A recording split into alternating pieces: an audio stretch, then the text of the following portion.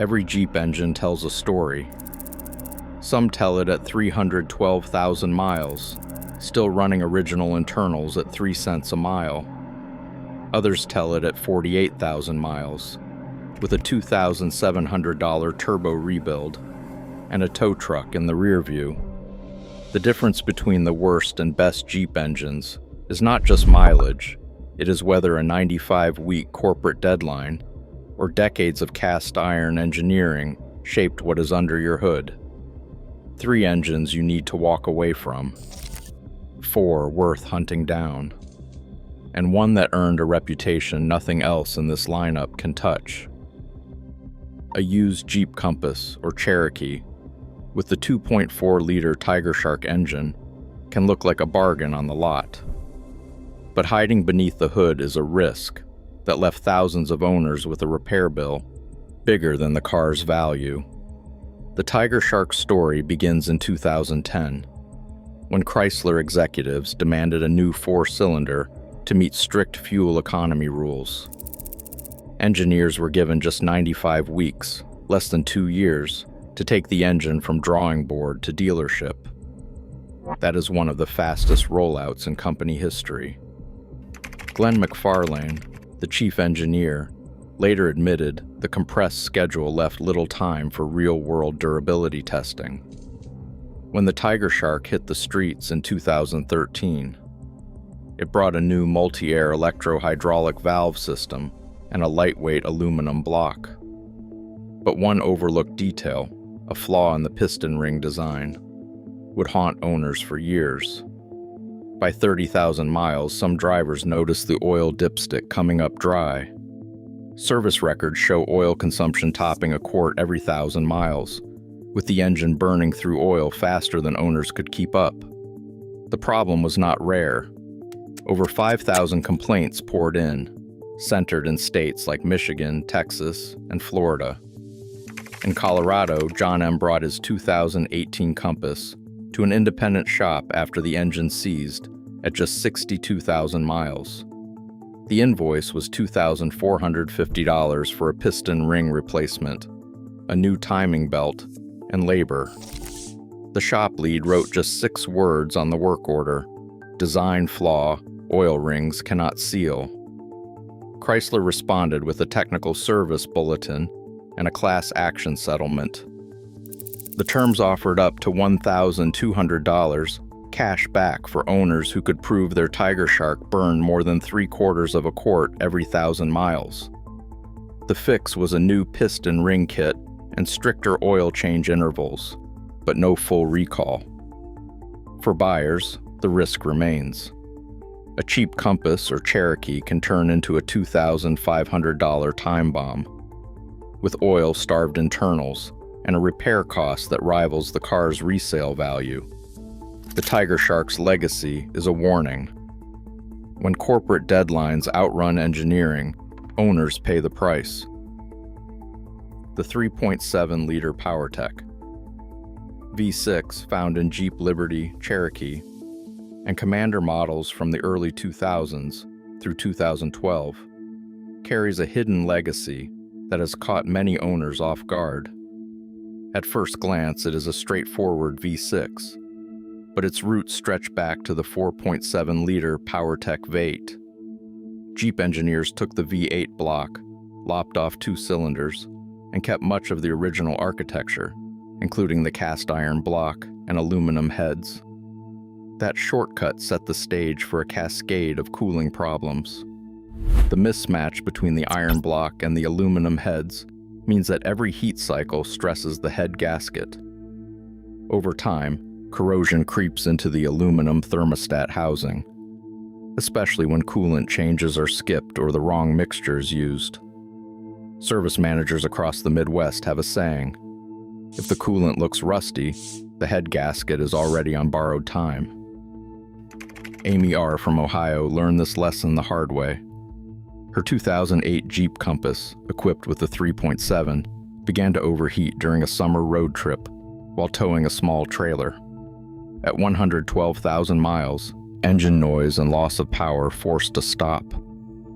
The diagnosis was timing chain stretch and a head gasket breach. The repair bill came to $2,200, chain set, tensioner, and rear main seal included. The dealership service manager summed it up in one line on her invoice. Overheat, blockhead mismatch. This is not a rare event.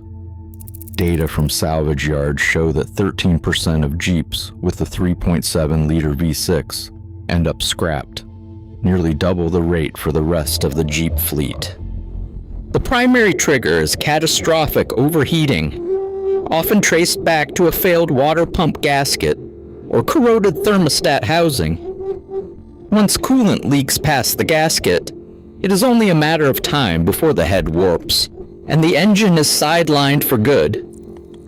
Owners face repair costs that can rival the value of the vehicle itself. The warning signs start subtle: a faint coolant smell, a drop in reservoir level, or a hint of white smoke on cold starts. Ignore them, and the next stop could be a tow truck or the salvage yard. For buyers considering a used Jeep with the 3.7, a careful inspection of the cooling system is not just smart, it is essential. The arrival of the 2.0-liter Hurricane turbo engine in Jeep's lineup was driven by a simple number: 4.5%. That is the projected fuel economy gain Jeep needed to meet new federal efficiency standards, known as CAFE rules. On paper, this turbocharged four-cylinder promised the same low-end torque as the old V6, with a lighter footprint and a modern edge. But the reality of squeezing big power from a small engine brought a new set of headaches to owners and to the mechanics who work on them. Mark Henderson, a former powertrain engineer, remembers the boardroom conversations. "We could hit the mileage target with TJ1, he said, referring to the turbulent jet ignition pre-chamber, a race-inspired technology designed to burn fuel more efficiently. In practice, that meant a complex cylinder head with a tiny pre-chamber and a spark plug that runs hotter than most. Over time, carbon builds up inside the chamber, especially for drivers who make lots of short trips. The result is a misfire, a check engine light, and a visit to the dealer for a cleaning kit or a new set of platinum plugs. But the bigger bill comes from the turbo itself. In Florida, Tom B. saw his 2026 Grand Cherokee limp off the highway at just 48,000 miles. The diagnosis was turbocharger-bearing wear from heat spikes in city traffic. His repair invoice totaled $2,750, parts, labor, and a replacement oil cooler. Service records show oil temperatures topping 120 degrees Celsius in stop-and-go use, a stress test for even the best synthetic oils. Technicians point to the original oil cooler design, which was sized for a single turbo, not the twin setup on the Hurricane. The fix is an upgraded high-flow cooler, but that is an out-of-pocket expense once the warranty ends. For owners, the promise of better mileage comes with a real-world cost. The advanced technology that keeps regulators happy can leave drivers with a turbo rebuild before the odometer hits 50,000 miles. As one ex-engineer put it, every gain on the CAFE chart gets paid for somewhere, usually by the person who owns the Jeep after the warranty runs out. The 2.5-liter inline-4 found its way into Jeep models in the early 1990s, carrying the DNA of AMC's approach to rugged simplicity. This engine doesn't try to impress with high-tech features or headline horsepower. Instead, it wins over owners with a basic single overhead cam, 8-valve layout, and a cast-iron block that shrugs off abuse. There is no turbo, no variable valve timing, and no direct injection. Just a straightforward design that keeps moving long after others have given up. Routine maintenance is about as uncomplicated as it gets. The timing belt and water pump need attention every 90,000 miles, but full service, parts, and labor usually runs under $600 at most independent shops. For many owners, that is the only major bill they will see before 150,000 miles. The engine's square 88mm bore and stroke keep internal stresses low, and the single overhead cam means fewer moving parts to wear out. Even the most common issues like timing belt fraying or occasional head gasket seepage are rarely catastrophic if caught early. This engine's reputation is not built on power. It is built on reliability and the ability to keep running with minimal fuss and low costs. Service records from the Jeep, Liberty, and Patriot show average repair expenses around $1,100 per year, with most high-mileage examples still using their original cylinder head. When something does go wrong, the fix is rarely a wallet buster. Cylinder head gasket jobs typically land in the $1,500 range, and used parts are plentiful thanks to the engine's long production run. The 2.5-liter story is one of honest, old-school engineering. It is the kind of engine that lets you focus on the trail ahead, not the next trip to the shop. For buyers who value affordable upkeep and proven reliability, this workhorse quietly delivers what matters most: peace of mind, mile after mile. When the 3.8-liter V6 landed under the hood of the Wrangler JK in 2007, the online forums were not exactly kind.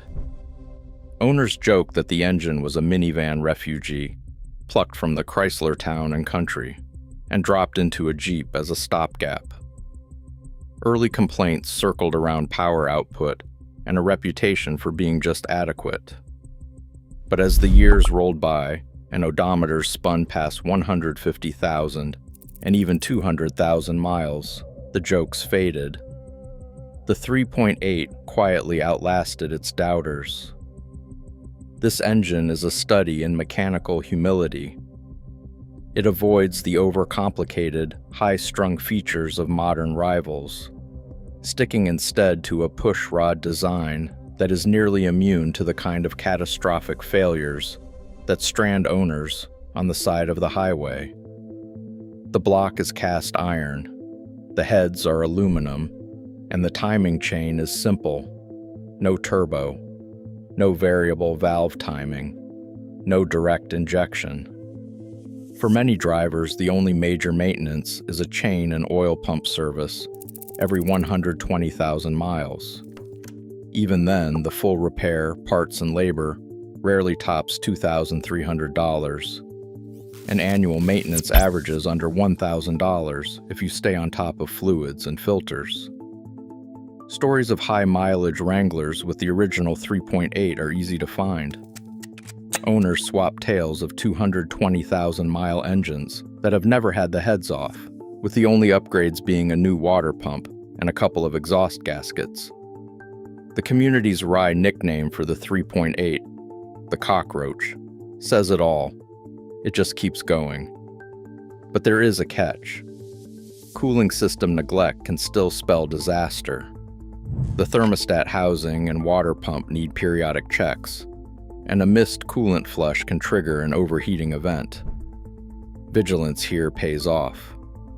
In the end, the 3.8-liter V6 has earned a quiet respect. It may never be the hero of the Jeep lineup, but its ability to shrug off abuse and rack up miles has rewritten its reputation. For buyers willing to keep an eye on the cooling system, this engine delivers a rare blend of simplicity and staying power that has become harder to find in today's crowded SUV market. The 5.7-liter Hemi V8 stands out in the Jeep lineup for its ability to deliver both brute force and lasting dependability when owners respect its needs. Under the hood of the Grand Cherokee, this pushrod V8 offers a 7,200-pound tow rating and a torque band that starts low and stays strong, making it a favorite for those who demand serious pulling power.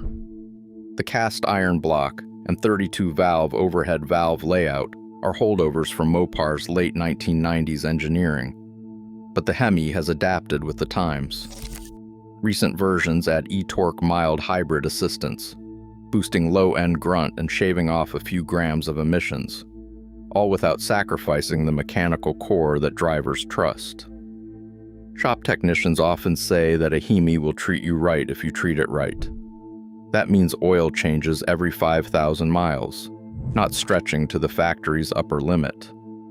Skipping this step invites cam bearing wear, a known pain point, especially for Grand Cherokees used for regular towing. The cost for a thorough preventive service package, including oil, filter, and a cam inspection, typically runs about $750 at an independent shop. That is a small investment compared to the $2,200 bill for cam bearing replacement if maintenance is ignored. Jeep's use of the multi-displacement system, MDS, cylinder deactivation, and more recently, e-torque, has not dulled the engine's reputation for reliability. Owners report that the MDS system, which shuts down half the cylinders under light load, rarely causes trouble if oil changes are kept on schedule. The e-torque system adds a belt-driven motor for smoother start-stop operation and extra torque at launch. But the core Hemi remains a traditional, robust power plant at heart. For drivers who need to tow, haul, or simply want the confidence of a proven V8, the 5.7 Hemi delivers. It is a modern engine that rewards discipline, regular service, timely oil changes, and a watchful eye on the camshaft. Get those right, and this engine can cross the 120,000-mile mark with its original internals intact. In the words of one veteran tech, you take care of the Hemi, and the Hemi takes care of you.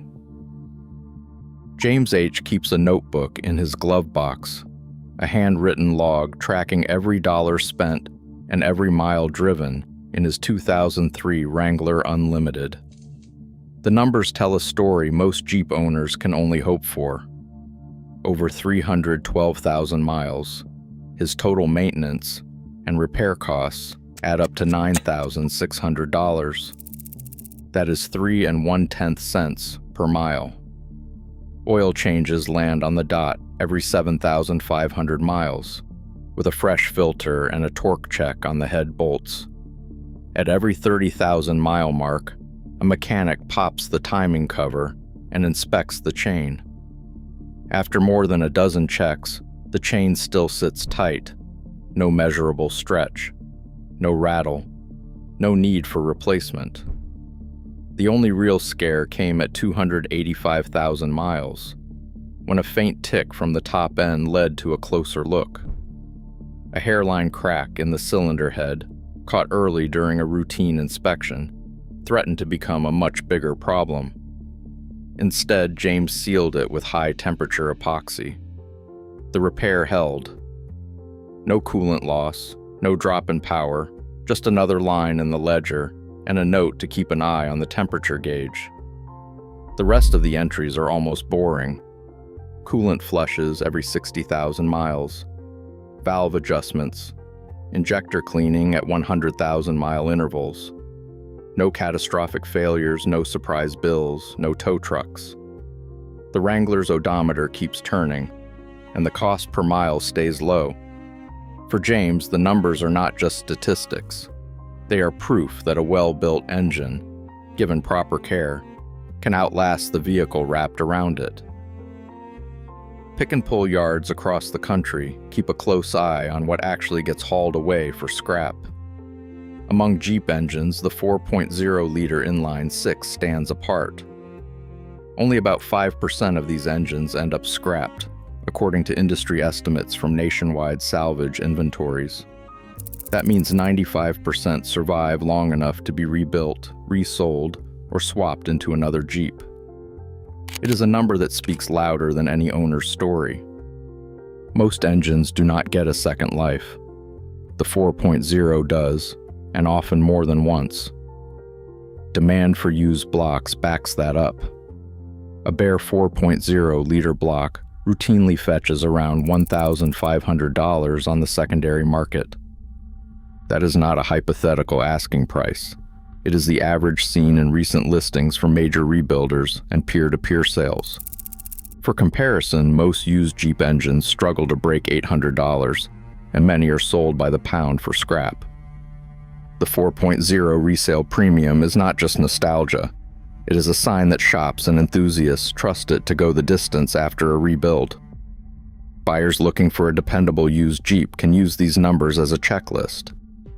First, check the block code and verify it is a 4.0. Second, ask for service records showing regular coolant flushes, because overheating is the only thing that can truly sideline this engine. Third, inspect for any signs of head cracks around the exhaust ports, especially on high mileage examples. If those boxes are ticked, odds are strong you are looking at a power plant that can outlast the body it sits in. In the end, the market does not lie. Low scrappage rates and high resale value confirm what decades of trail use and daily driving have shown.